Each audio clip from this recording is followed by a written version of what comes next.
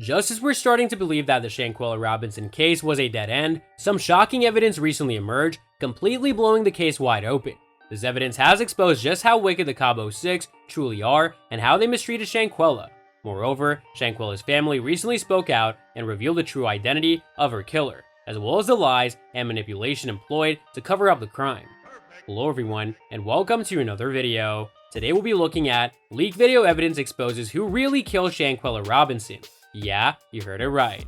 It has been almost 5 months since Shanquella Robinson passed away, tragically, while on vacation with friends in Cabo, Mexico. Initially, there were concerns that the Cabo Six would get away with the crime. For months, the authorities refused to disclose the identity of the killer, citing ongoing investigations and the potential risk of compromising the case. However, we now know the truth.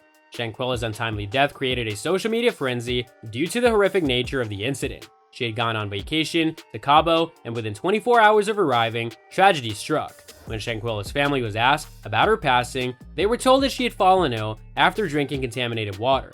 However, it was later discovered that the beverage she consumed was alcoholic. Initially, Shanquella's friends attempted to attribute her death to alcohol poisoning and relayed this information to her family upon their return from their trip with her belongings. They claimed that Shanquella had become ill from consuming alcohol and that this was also what they had informed the doctors who initially treated her at the villa where they were staying. However, if her friends had been truthful about the circumstances surrounding her death, Shanquella may have still been alive.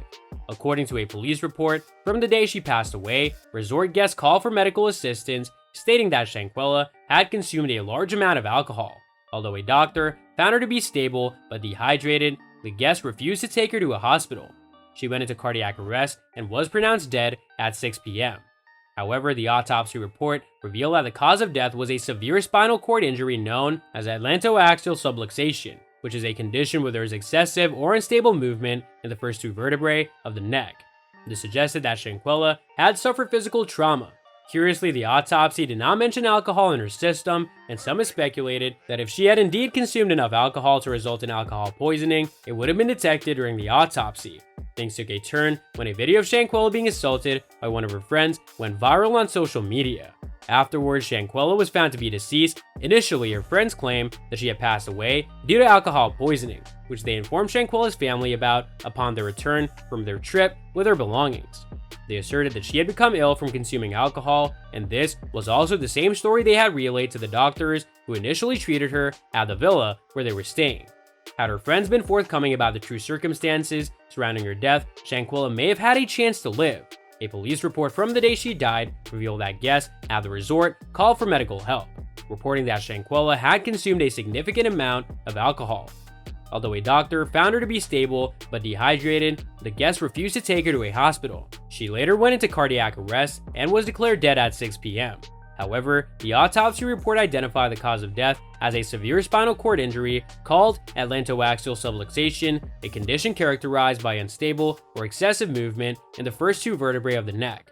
This suggested that Shanquella had been the victim of physical trauma. Interestingly, the autopsy did not mention alcohol in her system, and some questioned whether she had consumed enough alcohol to result in alcohol poisoning, as it would have been detected during the autopsy. The situation took a dramatic turn when a video depicting Shanquella being assaulted by one of her so-called friends went viral on social media. A woman named Desjanae Jackson was beating her, and even though other people in the friend group were present, they did nothing to help Shanquella or stop Desjanae. At one point, her supposed best friend, Khalil Cook, mocked her and said, "Shanquella, can you at least fight back?" Even though it was believed that the beating she got from Desjanae was possibly the one that killed Shanquella, authorities refused to officially name her as the culprit, instead saying that a group of 6 people were persons of interest in the investigation.